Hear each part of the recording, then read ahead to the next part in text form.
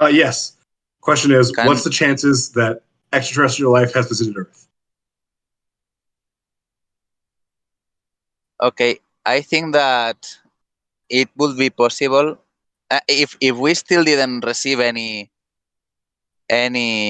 communication from the outside. Probably it's because it is very difficult to find alien life outside of us, outside of Earth. I mean, intelligent life outside of Earth. And this is quite interesting. Maybe it is. We are in a situation in which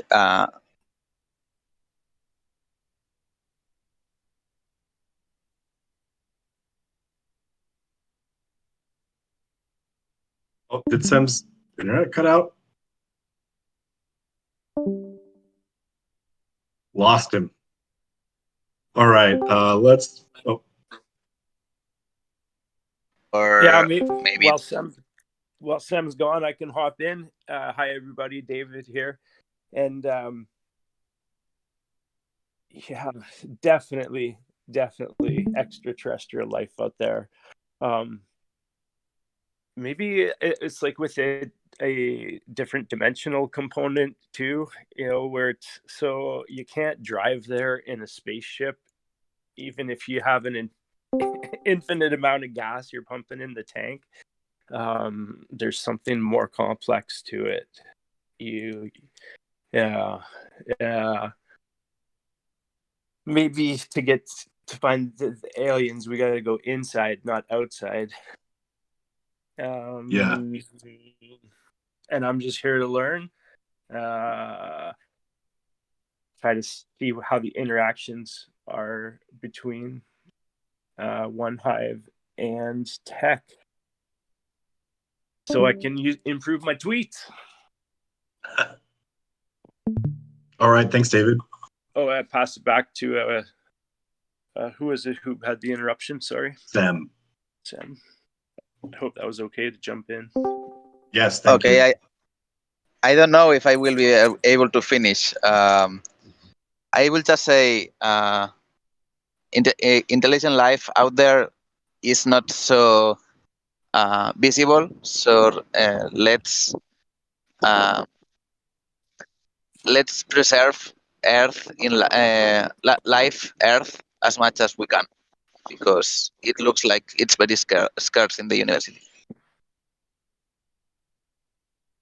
And intentions for the call, two, I think.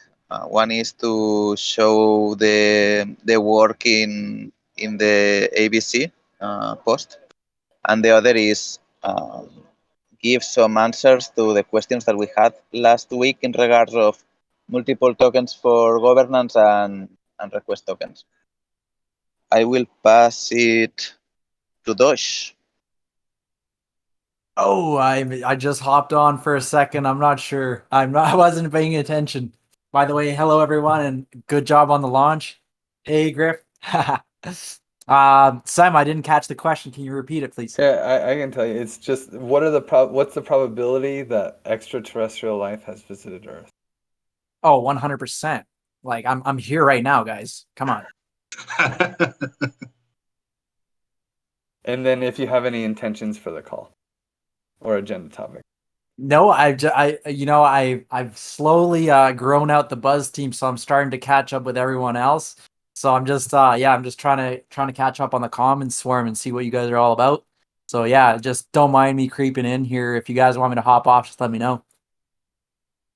Welcome. Yeah, welcome. Awesome, thank you. And then we normally, if you come back, we have a culture of passing when you're done talking. You just okay. I'm gonna pass it off to. I have never spoken to Pavel. Hey guys. Yeah, I'm really with Dosh into like, I think like the origin of life on Earth is probably extraterrestrial. But I don't think like they've visited us like after that, and they like intelligent and stuff like that. I'm not really into that. Intentions for the call, just thinking, see what you've been working on, guys, and yeah, I'll pass it to, I don't know who didn't went, Yangtze?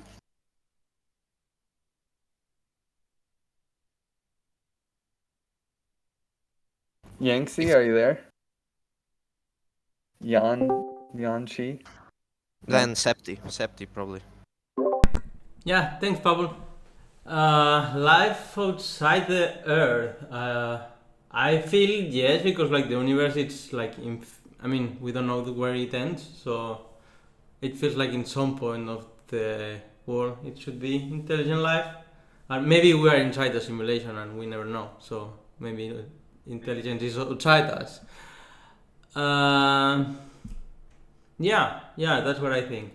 And intentions for the call, yeah, just to sing up with you guys and yeah, hang out with you. And I'll pass it to Crazy K.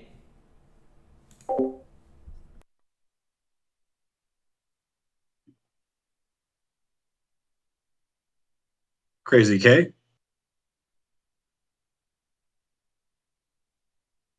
A lot of eavesdroppers. I want to steal it. Yeah. Because everyone keeps taking all my juice, man. Like first Chewy with the mushrooms, I was so excited about that one. I'm totally on board with Pavel too.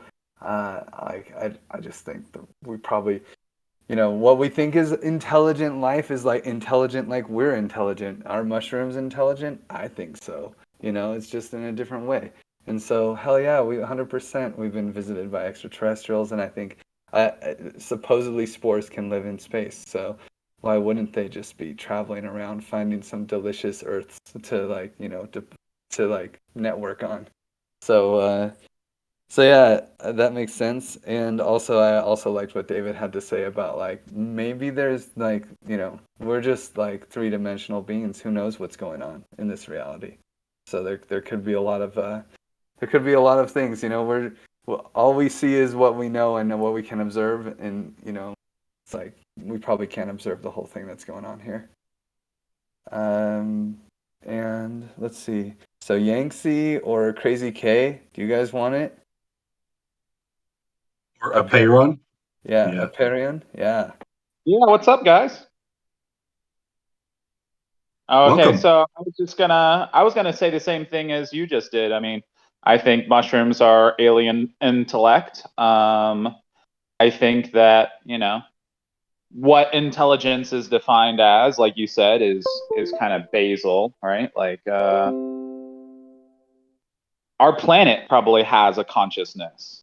A very small, or maybe not a small, but a very slow one potentially, right? Like, oh, humans have been around for 100,000 years. And we've probably been around 200,000, 500, a million years ago, and we just got wiped out. And there's like, oh, well, it's just going to reset. So that consciousness is slow, So yeah, that's kind of my thinking on it, right? Like if you're a mushroom and you're a spore floating through space, yeah, you could go an endless amount of time, right? Like, and I think consciousness itself is a result of a spin up of the activity of the universe, right? Like people want to talk about entropy, but nobody wants to talk about the fact that things are getting more complex, not less complex, right? Like stardust spins into suns, and then suns explode and they spin into planets, and then life develops on planets, and then those things explode, and then we got mushroom spores going across the universe, right? Like I think the universe itself probably has some form of consciousness. We may have some primitive knowledge of it, call it God, but I think it's more than that. For all we know, we're an alien experiment. We're an explosion inside of some alien's nuclear reactor, and this is a microcosm of time to them. And right, the full extent of our universe and the heat death of life itself is going to happen in the time that they're like soaked out a little energy from that little splat. But I guess that's technically a Rick and Morty trope at this point. Can't really be smart and say shit like that anymore, huh?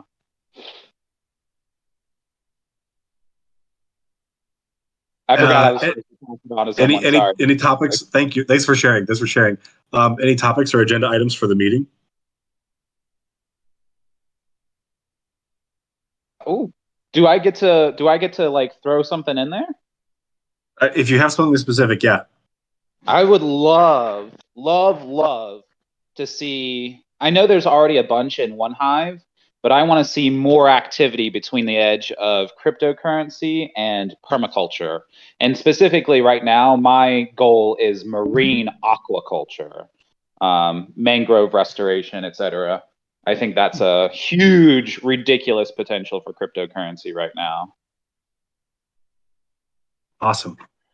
All right. Thanks for joining us. Sorry, I just wanted to mention something really quick. It's funny that you mentioned that because I was just I'm catching up with all the ETC like stickers and stuff that I got, and I totally forgot that I got this little bag of seeds from ETHSwarm, and they used to do they did that in the conference. Like they gave away like some small envelopes with some seeds. And if you plant them, you can transform it into an NFT. So I'll just send you the webpage, Aperion. I think you'll enjoy this project. Sorry about that, Bradley. No, thank you. That's awesome. Yeah, I'll check it out. All right. Is there anyone left to pass to? I think we got everybody. Did Encryption Everybody. Wizard? David. No? David went. Encryption Wizard? No. Okay. I think it's all crazy. right. Crazy K got called on too. We've got a few unresponsive folks. Let's jump into the agenda then.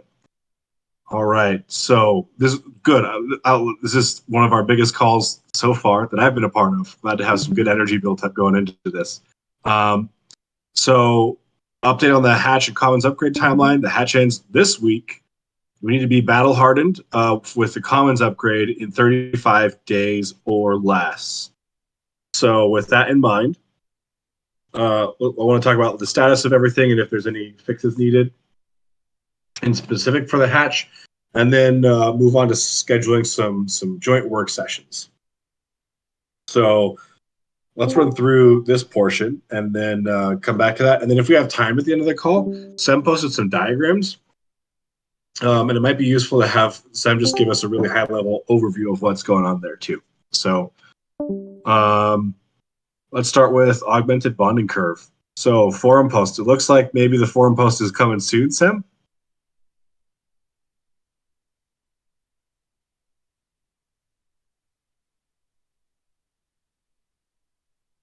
Sam?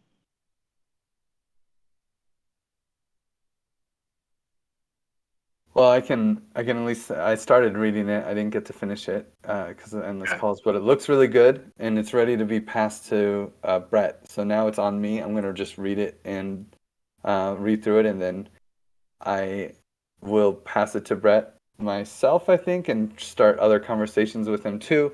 So like about how much will it cost? Like he said we can pay him whatever and stuff, but just like solidify some expectations and things like that. Yeah. Okay, great. And I guess Brett wasn't able to make it today. Or maybe we didn't invite him. I don't think we've ever invited him. We'll probably invite Okay. I'll invite him to the next ones too. Good call. All right. Then on to the gardens. I know Pavel had an action item to complete some logos, and some of the work there was blocked by the gardens. Pavel, any update there?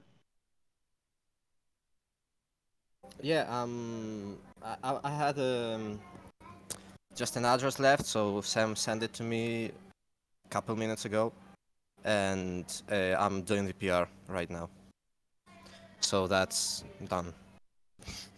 Awesome.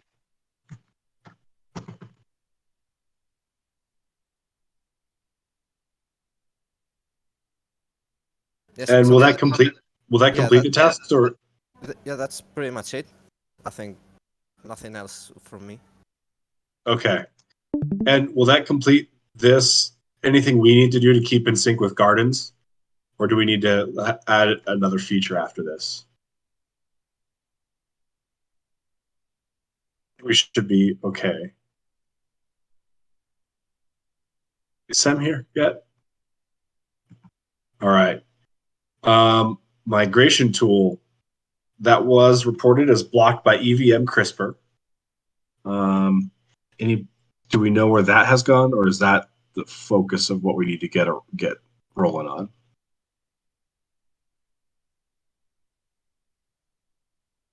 I don't see Paulo here. Sam, you really can't say anything, Sam? Oh man, this sucks to have Sam's internet out right now. I don't. Does anyone else know the status of EVM CRISPR? I'll track it down. I know that they've done like a PR like 2 days ago, but I'm not sure if it's finished or not. Like that's all I can say. They are working on it, but I don't know.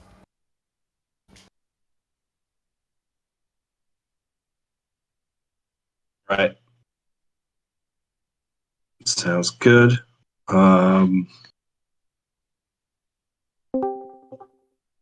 That's Sam. You're muted now, Sam, but maybe you can. All right. Paulo was to complete this week, followed by an update into 1.1. All right, I'll find Paulo and Sam. All right, so TEC convert basic version is done. Great.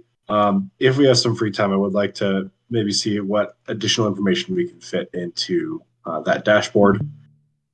But we have some more core stuff to focus on in the meantime. And the config dashboard, let's see, Vitor is not here either. I know Vitor was focusing on 2 sections, and then Nuggin was looking at the ABC side. Nuggin, how's that going? Yeah, it's going on good, I think. Like, I was like Griff told me yesterday that we were kind of reshuffling the scope of the dashboard, giving the schedule. But yeah, I was hoping to sync up with Vitor. I wrote to him.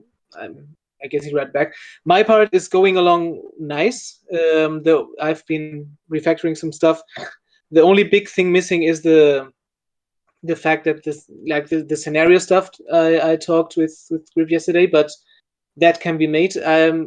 Yeah, I'm missing a bit the big picture here right now. I think Vitor was kind of making the new plan, so, but it's going along nicely at first. I think he's bringing Fabio and another guy on board. So there's that. Awesome. That's great.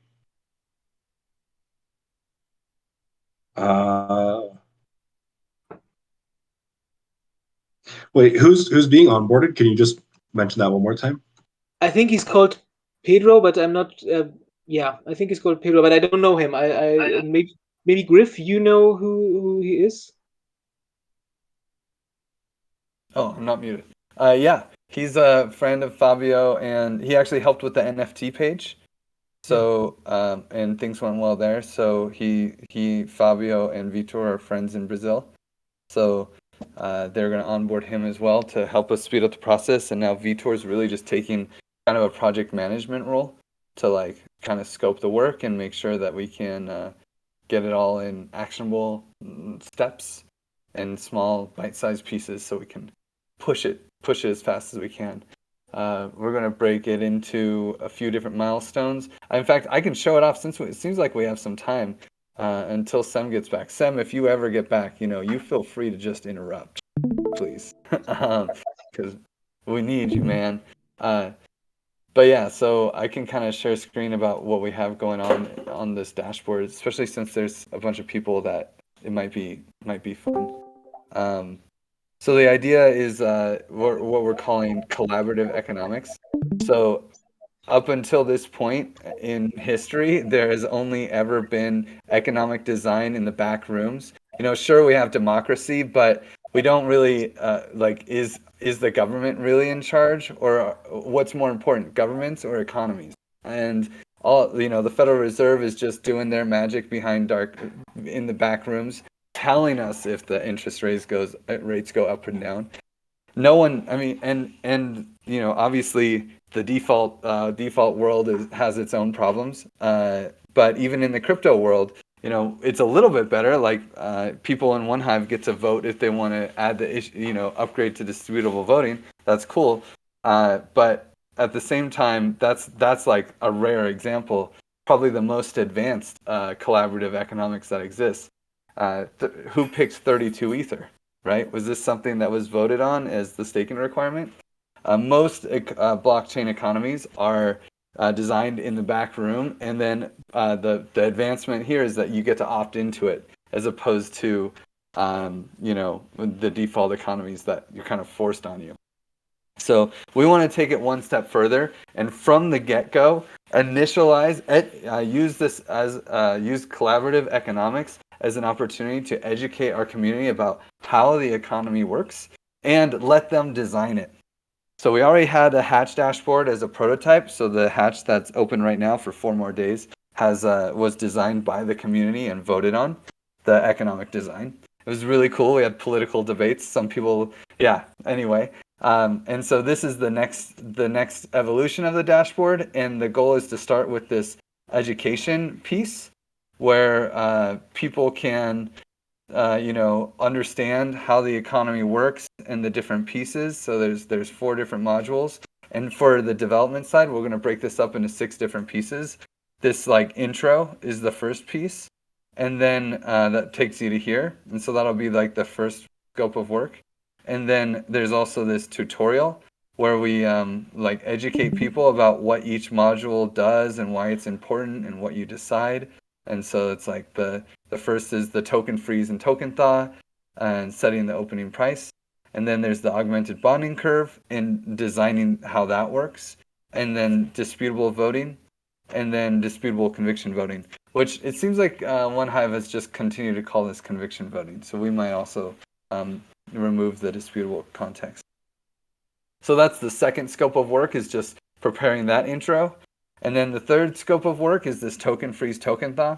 And this is where you'll actually get to say, like, currently the price is 1 wrapped XDAI when you buy into the hatch for the Token Engineering Commons. But for, everyone else who comes in after the hatch, we actually get to decide as a community what the price will be.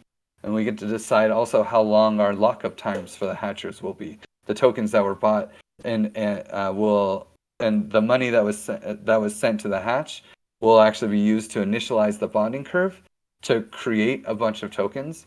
And we have to decide how long those tokens will be locked and how long the unlocked period will be. So you'll actually be able to move these lines and design that piece. And then next is the bonding curve.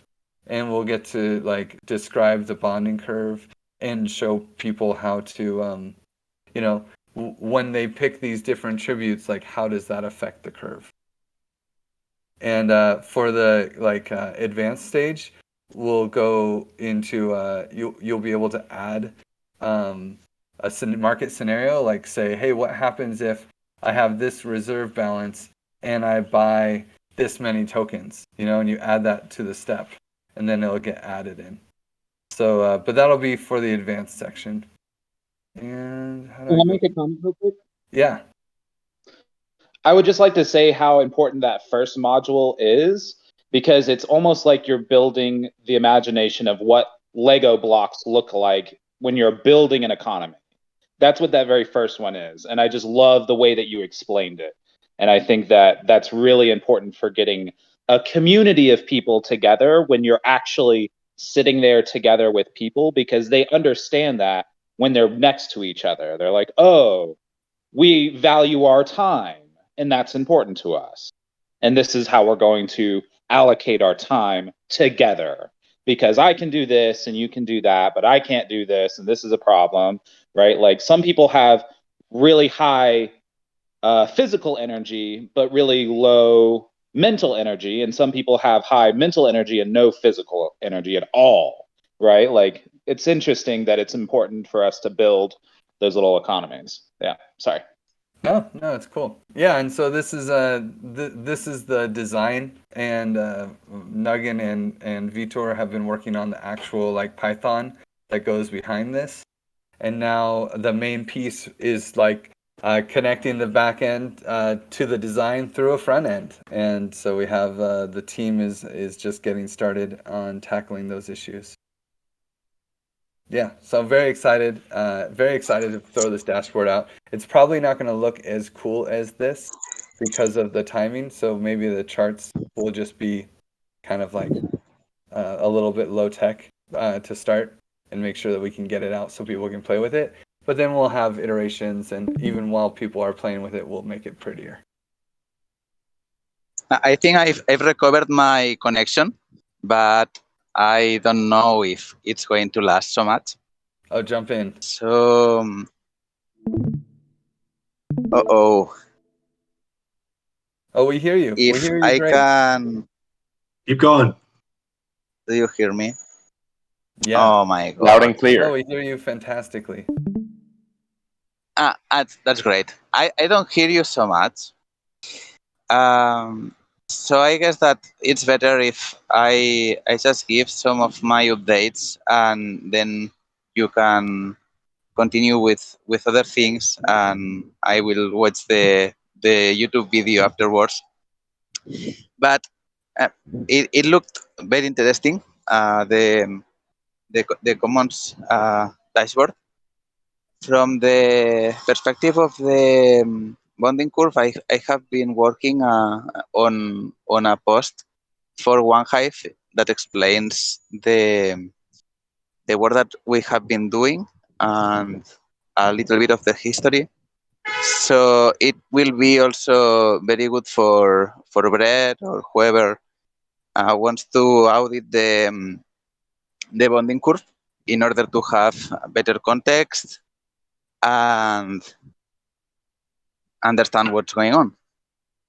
The thing is that I would say that it's not yet ready for publishing into the forum of OneHive, but it's worth that it's 95% done, and we can save it for publishing it in 2 weeks, I guess, something like that, when we have the EVM CRISPR working, because it has this script to install with the EVM CRISPR, and I think that it will have a lot more of sense if we publish it along with the library. But it's already it's already unblocked for Brett to go through it. So if he can, I can send him a message. Maybe it's will be the best probably. So if he has any question or anything, he can also contact me. And yeah, I think that from my part, it's the update I can give. I also have been working on a future possibility into adding more governance tokens or request tokens into our gardens, but I think that it is too much for now. But I can also explain it next week.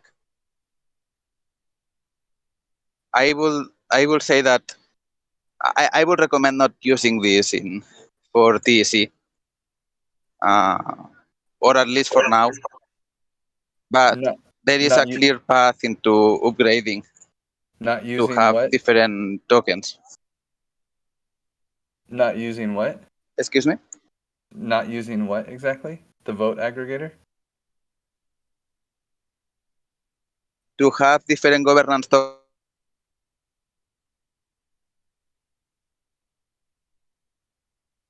A funding pool with different tokens. For example, you can have XDAI, but also you can have Honey, you can have Agave DAI, and you can exchange between them. So you are always... Damn. It's okay. But I think that it's better that I explain this next week when I have a better connection. And what are the blockers on EVM CRISPR? The blockers on EVM CRISPR. It is not working in Rinkeby for some reason. And it is not so mature at the moment. But it's not a big problem for the commons upgrade. It's like we are advancing the commons upgrade at the same time we are advancing CRISPR, and we can have the commons upgrade as soon as we are. I mean, I don't think that we have been working on the EVM CRISPR or the commons upgrade last week. So we are in the same state that the previous weeks. And so then, should we try to move the trying to make a demo to XDAI? Gabby said he deployed the smart contracts on XDAI, right? Yeah, sure, of course. The smart contracts of the we could do that. And then EVM CRISPR not working on Rinkeby isn't the end of the world, and we could still try to get like an internal demo of the gardens of like upgrading, trying to make that a goal for the week. I don't think that we can. I am not going to be able to work so much this week. The goal for the week, I think that should be just refund people or mint TCs for TCH for people with impact hours, whatever is the outcome of the hatch. But I think that, at least from my part, I am not in my house. I am not working full time. I'm kind of on vacation. I am still reachable, but I will not be working this week. Okay. Do you know about Paulo? I don't know. He's also having, maybe not yet, but he will also be having some vacation. I don't know when. He was going with his family on a car.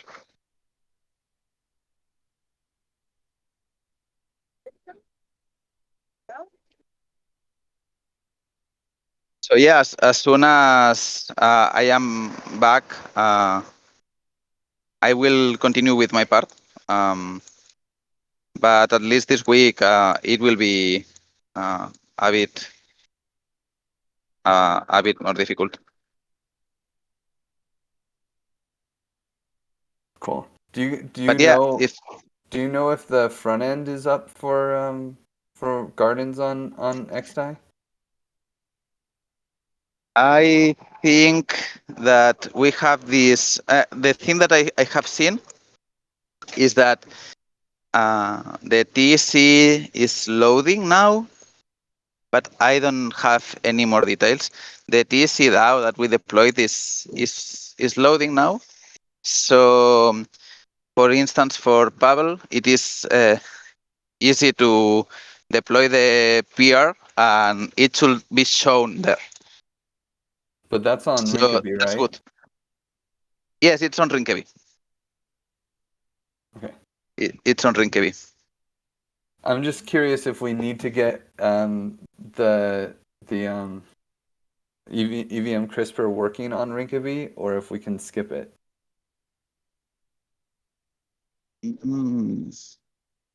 I think that it would be nice to have it on Rinkeby, but I don't know how much is it going to cost. The only need that the only thing that EVM CRISPR needs is focus on it until it is ready. And we could not focus on it, but it is in our plans to have it working very well for the end of the month. And because it's one of the very important outcomes that we have for One Hive. and at least my intention is to have it working very well and have a very good forum post explaining that.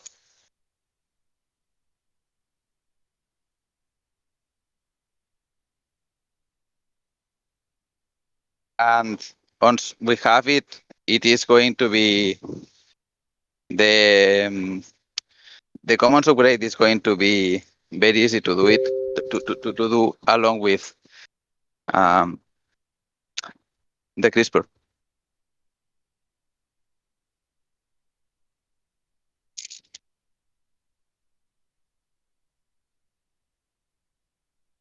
I think that I am interrupting a lot the flow of the call with this connection. No, not at all. Well, yeah, I mean earlier, but now that you're here, it's great.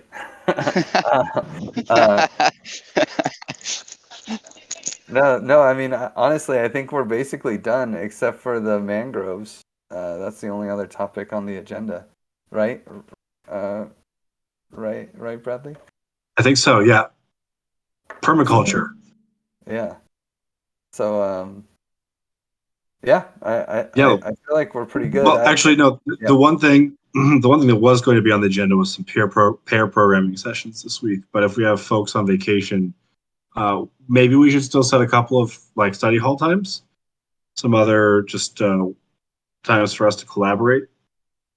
What do you think, Griff? Yeah, some hack sessions. Yeah, that'd be cool. It'd be really cool to see if we can set them with Paulo, because if Sem might be on vacation, but maybe Paulo okay, would be down to get some hack times in. okay, sounds good. I'll just talk directly to Paolo then, because we need to get some updates on his stuff anyway. All right. So I'll post back whatever I find in the Commons Swarm channel. Okay. Nice. Yeah, permaculture. So what does permaculture look like, and how does blockchain affect that? So I kind of want to jump in. Is who was it that was? Oh yeah, It was Aperon. Yeah.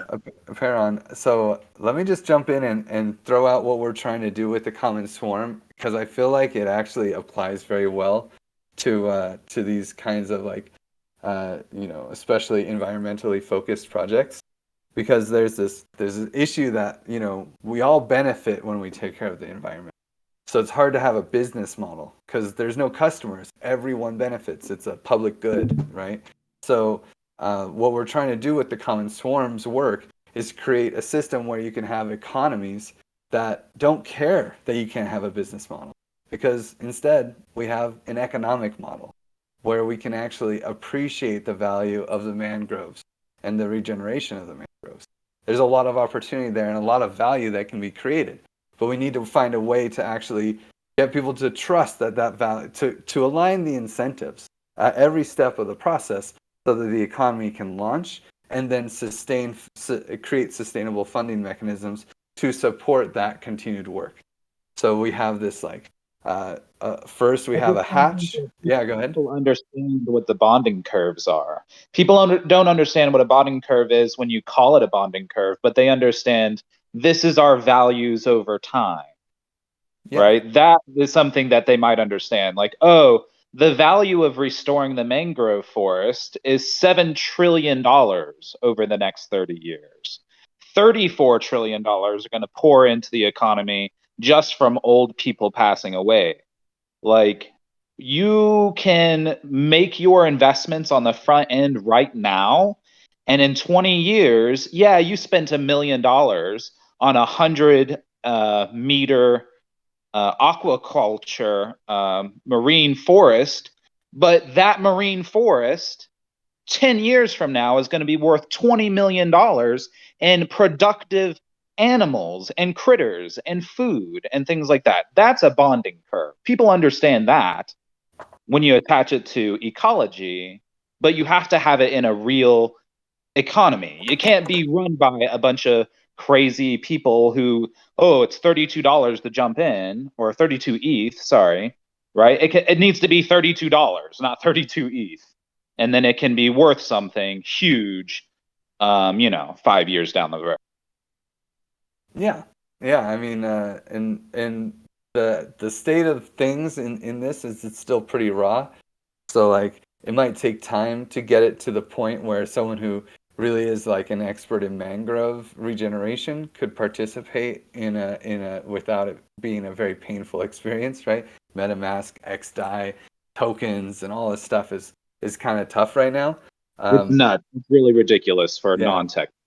So the dream here is to actually start with the token engineers, and that's why we have the token engineering commons as our first commons, and then probably do like maybe crypto UBI commons or ETH client commons, and just stay in the crypto scene for a little bit while we don't to kind of manage scope creep and just kind of like perfect the system and learn how to describe it in simple terms and learn how to just get better and better at it. And then eventually move into the place where, oh, look how easy this is. You log in with Google, you connect your PayPal account, and then, or your bank account or whatever, and then you get some tokens, but like they're just in your browser, you don't even notice. And then you are actually making an impact investment in regenerating the mangroves or any other public good focused cause, because like it just seems like such a huge opportunity right now. If you want to provide public goods, you either have to be a nonprofit living off of sacrifice, begging for donations and working with a pay cut, if not just straight up volunteering, or you have to be a government and all the inefficiencies that come with governments and the lack of incentive alignment where a bureaucrat gets paid the same wage whether they make a good decision or a bad decision. There's no incentive to make good decisions, right? And so we have these two horrible systems that we rely on to provide public goods, and we need a third way. And hopefully the third way, like the dream of the common stack and by conjunction the common swarm and the work with the token engineering commons, is to create systems that can be microeconomies, where we can create even competing microeconomies to provide public services that would normally be provided by governments or nonprofits. And it's going to take time to get there, but the potential is huge, and there's not really anyone else really targeting that space. So it seems like a huge opportunity. Could I give you guys just a few things to write down to check out, just because it's very aligned with what you're doing? I would check out Board Ape Yacht Club, and then they're actually doing little swarms of people who are going into something called Absurd Arboretum, and they're like an NFT market. There was one called Zen FT, and they're a little market, and they're essentially some kind of they're doing some kind of DAO work, but they're also like pumpers. Right? Like, oh, they sold a gold ape and a gold dog for 100 ETH. These are whales that are out here dicking around with things. If you want to get a lot of money really quick, I would look into that. I'm trying to social hack my way into the bottom ranks of it, see if I can get something for free so I can do some of this bullshit that we're talking. Because they have the money, they have the liquidity, they have all of this obscenity that we need, but how do you break into that space? Yeah, it takes more than money, is what I'd say too. Like a lot of the effort that we're putting in is like on the cultural build, and making sure that there's an alignment of culture. Of course, we need money too. Culture coins. That's what we're building. We're building culture coins because that's what we need to make a shift in the direction of things. Is we need culture coins. Yeah. Exactly. So, but what was the second group? The Bored Ape Yacht Club and a group called Absurd Arboretum. They're like they're tree NFTs. They're doing a lot of support for like One Tree. I think the top ranks of them are working with that weird guy who does all the giveaway Mr. Beast stuff on YouTube or something like that. They're giving a lot of trees away through that. They actually might be through the grapevine of DAOs connected to Common Stack somewhere. Like this is all lateral work that we're doing here, but just some things for you guys to research. Yeah, thanks, man. Zen FT as well. They make little bonsai trees, and I think some of them have sold for, $100,000 or some craziness. But essentially what they're doing is the Bored Apes are social hackers, and they're trying to support the Ethereum ecosystem because they're invested in the Ethereum ecosystem, right? The more people that pump money into Ethereum in order to buy NFTs, the more money they make. The more money they make. Totally. Well, I think we completed our agenda, right? Yes. Yep. Thank you very much, everybody. Thanks to the new friends for showing up. See you this time next week, and I'll post maybe a couple times that we'll sync up and have a joint hack session throughout this week after I hear back from Paulo. All right. Thanks, everybody.